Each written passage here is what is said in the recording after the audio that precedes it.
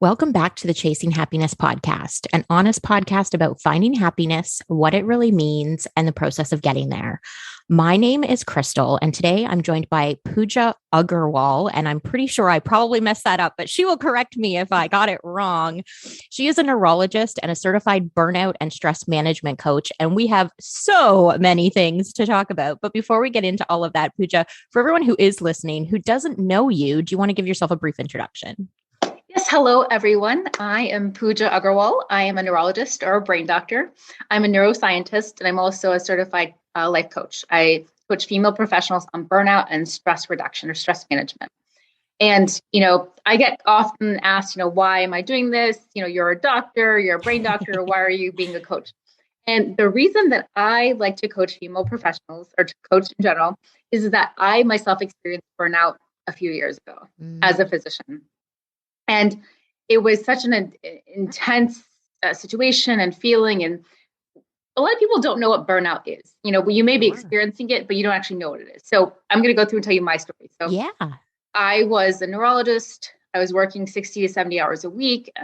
And so when I was working, it wasn't always like it was at the hospital, or it wasn't like always like when I was in the clinic. I was working oftentimes from home. And you get calls, you have to do charting. And, you bring your work home, and those boundaries of work and home were difficult. And, when you're on call, I was on call 14 weeks a year. So that's about a little over 3 months a year that I was on call. And you could be called anytime in the middle of the night, the day. And I was called frequently 3 to 4 times a night. Wow. And it's hard to fall back asleep. And, that over time really, really affects you. And then, I was giving everything at work, not giving much attention at home. I was really having difficulty focusing. I wasn't taking care of myself. I was only sleeping a few hours. And also I was just eating whatever was around me. I wasn't eating healthy. I wasn't exercising. I wasn't practicing that self-care. So in my mind, I kept on thinking, well, why am I like this? What's going on? And I definitely felt like anxious about making mistakes at work or making mistakes at home. And I was showing up, I was irritable. I wasn't, showing up at home, happy. I had 2 little kids and a husband. And, I was getting upset with my little kids. I mean, they were like 3 and 2. And that's not normal. Right. And I was like, what's wrong with me? Why am I experiencing this? And this is before burnout really became a thing, or like a really talked about topic. And at that point I was like, well, maybe, I came home one day from work and my 3-year-old asked me to read a book. And I just got so upset. And I'm like, she was 3 and she started crying and I felt so horrible. I was like, I can't continue like this. I was like, I felt like I was alone. I was like, I kept on thinking, why is it just me? But really burnout is prevalent everywhere, and not just among physicians or healthcare workers. It's every profession, male and female. Sure. And so, experiencing that burnout, I got coaching. I hired a coach. That coach really helped me with my mindset. I used to be very pessimistic and negative and, resent work and just resent everything around me. I became more socially kind of isolated. And then with coaching, it changed my mindset to become more self-aware, more mindful, basically to not always think that I had to be happy, that I could have negative emotions and I can allow them. And that's normal. That's part of the true human experience. Right. And so that really helped me so much. And I had coaching I did group coaching. I got coached on one-on-one basis, and then I actually decided to become a certified coach. So I certified at the Life Coach School last year in 2021, and I started my business, Zenful Brain Coaching. So I use neuroscience, my background in terms of being a neurologist, and I do research for neurology. And then being a life coach, I use a combination of science and that coaching and help female professionals overcome burnout. I absolutely love this because, as you said, burnout is that thing. Almost everybody, especially right now, I think, given the last couple of years that we've had, lots of people are experiencing it, but they may not recognize that that's what it is, right? And so the fact that not only are you using sort of a scientific approach, but this mindful approach as well, to help people not only recognize the symptoms, but work through it, figure out a way to change their lifestyle. I think this is huge because we are so desperately in need of being not just more aware of our own feelings, emotions, everything that's going around us, but other people's as well. Because when you're experiencing burnout, everyone around you is experiencing it with you because of how you're showing up in the world. Yeah, exactly. I mean, like I said, I was, I wasn't really irritable at work, maybe occasionally, but I was taking it out at home. And because that was kind of like my safe place. And I was like, they didn't deserve it. My kids didn't, my husband didn't. And I was like, I can't continue like this.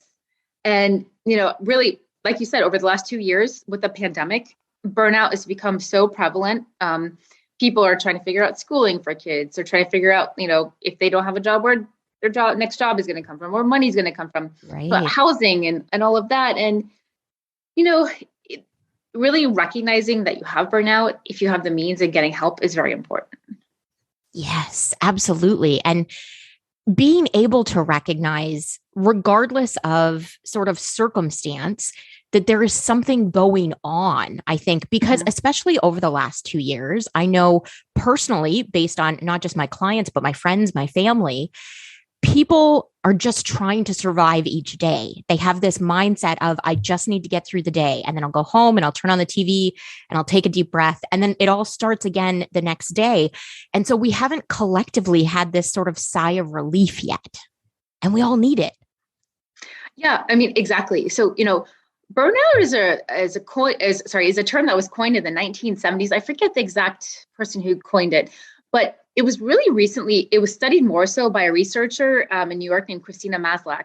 And she really talks about things that contribute to burnout: lack of autonomy, lack of support at work, lack of fairness, or this perception of fairness, not feeling like you're treated well. I mean, those are just a few. There's several other things she talks about, but all of those are common things we all experience being employees, or even being, an employer, or having your own business. I mean, that is universal. And really being in control and how you perceive things really affects how you feel. And being more in touch with what you're thinking and what you're feeling is very important, because then it affects how you're showing up, what you're doing, what actions you're taking, or what actions you're not taking in your life. Yeah. Oh, it's such a huge thing for people who are listening to this, who maybe have never really paid much attention to sort of how they're feeling or what they're thinking in the moment. Where would you suggest that they start? So what I would actually recommend you start doing is something simple. And I think a lot of people are a little hesitant to do it because they don't know what to write or what to do. So actually journaling. So I recommend at the end of the day, just taking 5 minutes, jot down your thoughts, what you're feeling. Because oftentimes we have a feeling, but we can't put a name to that feeling. You're actually writing it down, what you're thinking, your thoughts, or what you're feeling. Then you can actually see it. You can process it and actually allow that feeling. And then you can realize, well, this is how I'm feeling, and this is what I'm doing, or this is how, what's going on in my life. So it's actually then your brain processes it better because you're writing it down with pen and paper. Your brain also processes it more because you're writing with pen and paper versus typing. Typing can be very kind of like automatic or subconscious, but when you're actually writing it, you're paying attention to what you're writing.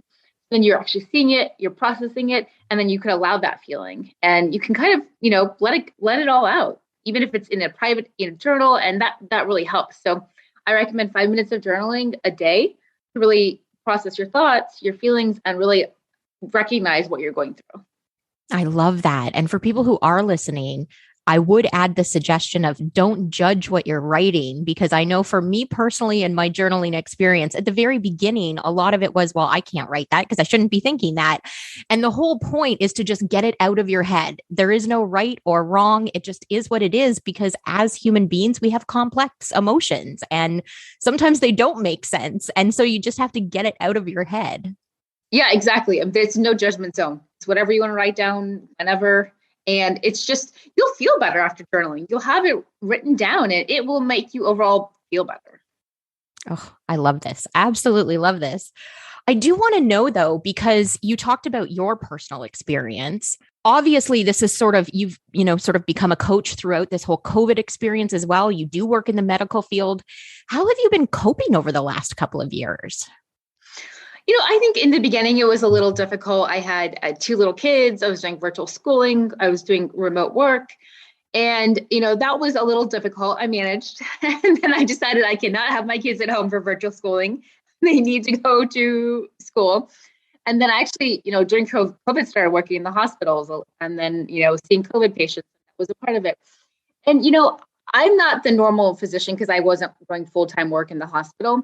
So, I mean, I definitely saw COVID patients, but I didn't have as much effect. I mean, there are other doctors, nurses, healthcare practitioners who are on the front lines in the ER, ICUs that have had it much, much worse.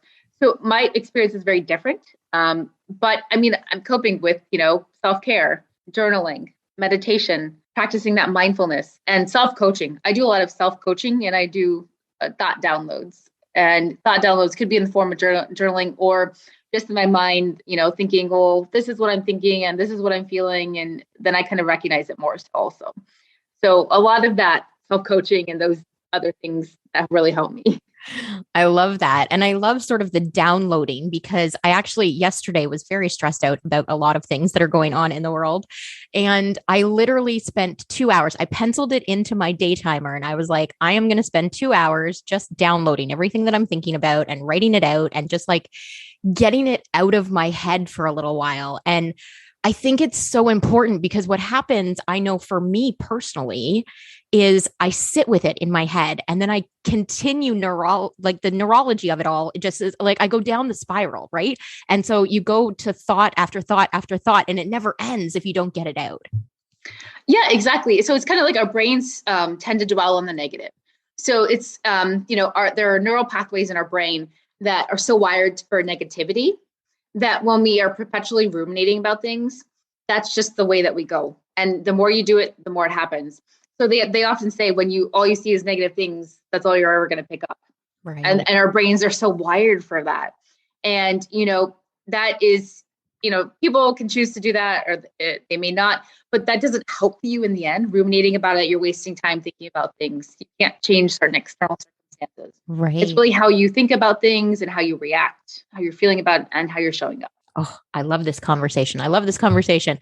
And I love that this is what you work with. You work with the brain, not just from a coaching standpoint, but from a scientific standpoint. So I do want to know, like, what made you go down that path for your career?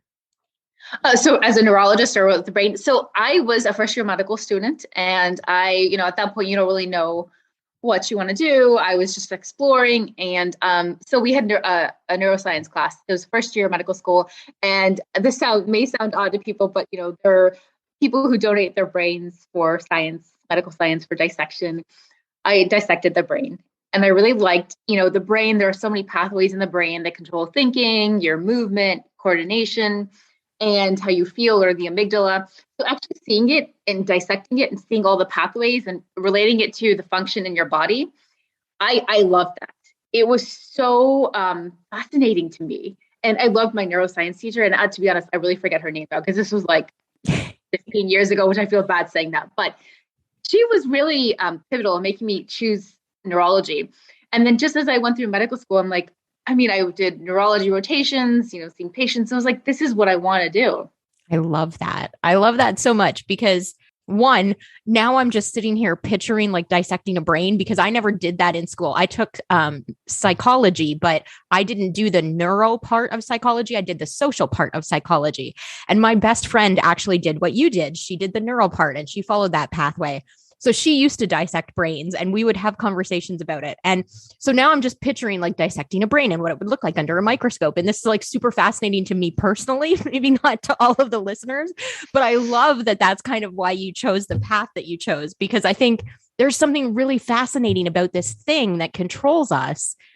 It's basically a computer, but it's like smarter than any computer we have. And we still don't fully understand it.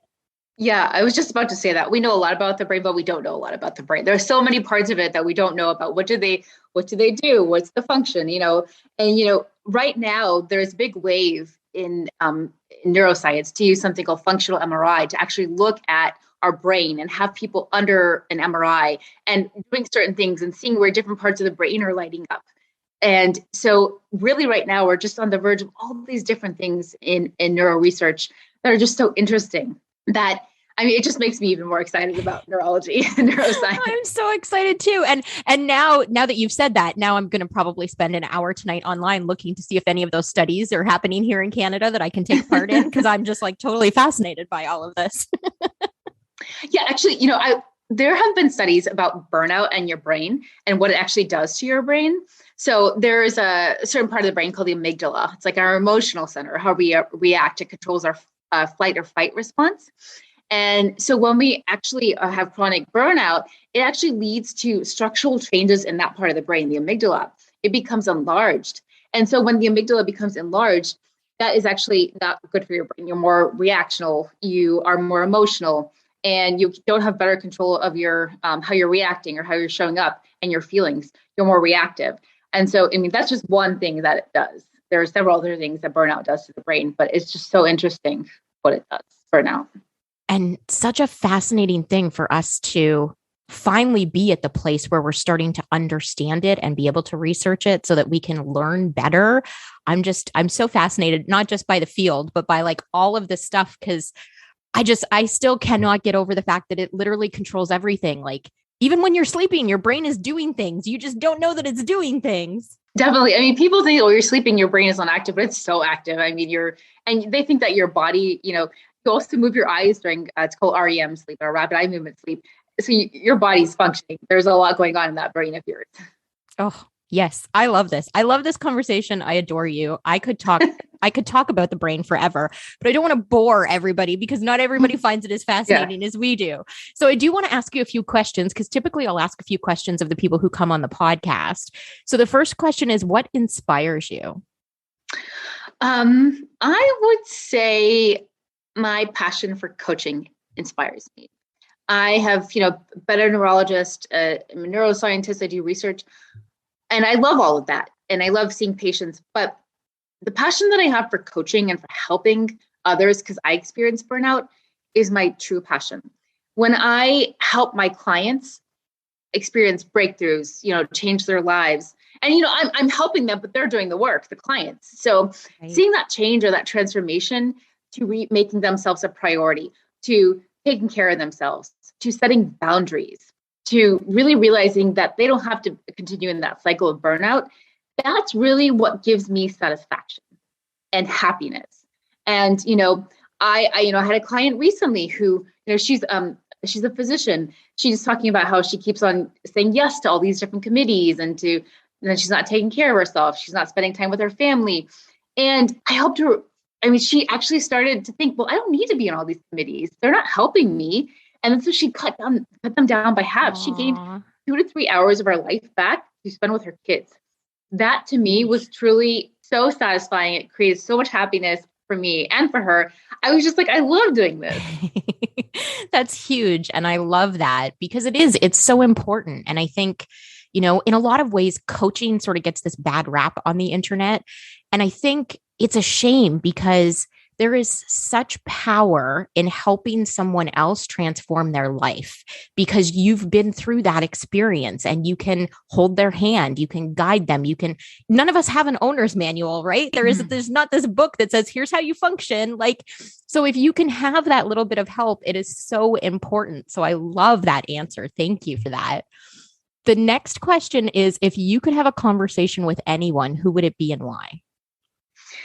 So it would probably be Hippocrates. He is the one who did the Hippocratic Oath for medicine, do no harm. I'm not going to go into the whole thing, but the reason why is he's the father of medicine. That's how everything came about in terms of being a physician. And he always talks about do no harm, trying to treat the patient the best. And I just think he's such an interesting person that would be the person that I would love to meet, or, that would be great. I would love that too. That's such an interesting answer, especially because back then we knew nothing comparatively to what we know now, but there was still that thought process of treating a person as a person and, a whole person, not just, the thing that was wrong with them or whatever. So that's a great answer. I love that. Thank you. The next question is, if you could go back in time and give yourself a piece of advice, what would it be? So I would probably go back to when I was experiencing burnout and give myself the advice that I did not need to continue in that cycle because I was experiencing it for a while, probably at least, 6 months. And to know that, I could set boundaries and that it doesn't really matter. I need to honor myself. And when I don't set boundaries, I take on more things that I don't really want to do. And then I'm giving more of my time and it's not helping. And so really realizing that I don't have to continue in that cycle of burnout and that being in burnout, I'm not going to say it's a choice, but it's something you can come out of. I love that, especially because I think when you are sometimes in the thick of it, you don't realize there are things you can do to set boundaries, to set up some of those choices so that you're not consistently in that stage, because it's hard to see when you're in the muck of it all, right? It's hard to see past all of that. Yeah, definitely. And I think, for burnout, it's not just about self-care. That helps, but it's about realizing what your situation you're in. Is there lack of autonomy? Can you gain autonomy? Can you set boundaries with work? And, that is not always feasible in every job. Sometimes it's just, and sometimes if it's not aligning with who you are, honoring who you are, maybe you need to move on. Right. Yeah. And that's a big one, right? Because a lot of people, especially nowadays, a lot of people just need a job, but they don't realize how much that job is actually affecting them emotionally, spiritually, physically. So, especially in this weird world we're currently living in, it can be a struggle, but, sometimes maybe it's just a matter of coming up with a plan. You work here for 12 months while you look for something else that aligns with who you are. Exactly. I'm not saying just go quit your job. What I'm saying is that find what works for you, find what doesn't work for you, write it down, and, there are a lot of, especially that are going unfilled, Yes. kind of researching what do you want? So setting your priorities is very important. Oh, I love this. Okay. The last question is, what does happiness mean to you? So happiness means to me to experience both negative and positive emotions, because I used to be in this perpetual state to think that I always needed to be happy. Well, what's wrong with me? I'm not happy. Why is everybody else happy?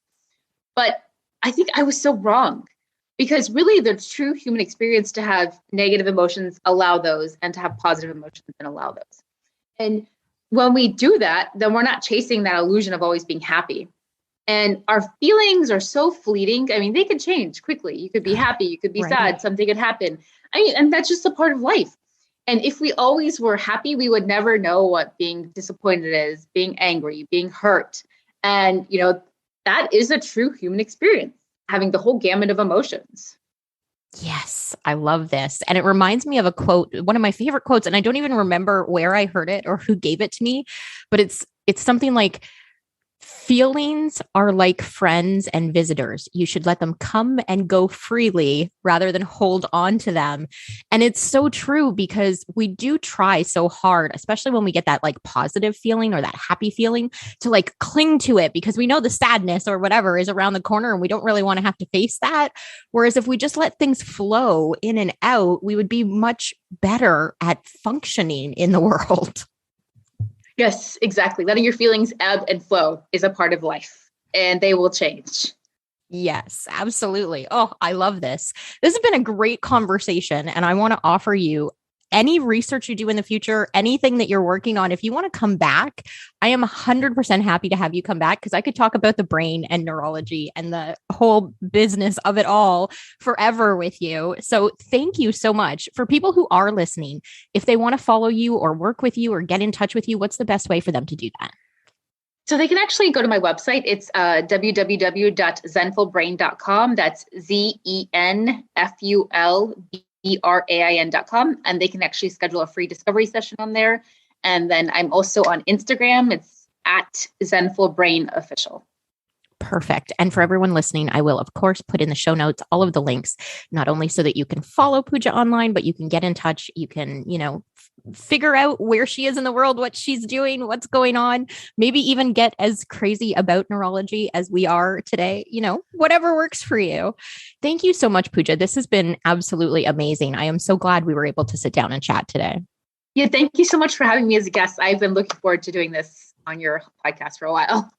Thank you. Yes, for everyone listening, Puja and I have been working for months to try to get connected. So this has been super exciting. And like I said, I am happy to have you back anytime, because I think not only what you're doing in the world is really important, but because you have the scientific background to go with it as well, I think it's even more important because you have additional knowledge and have the ability to impact people in a different way. I adore you.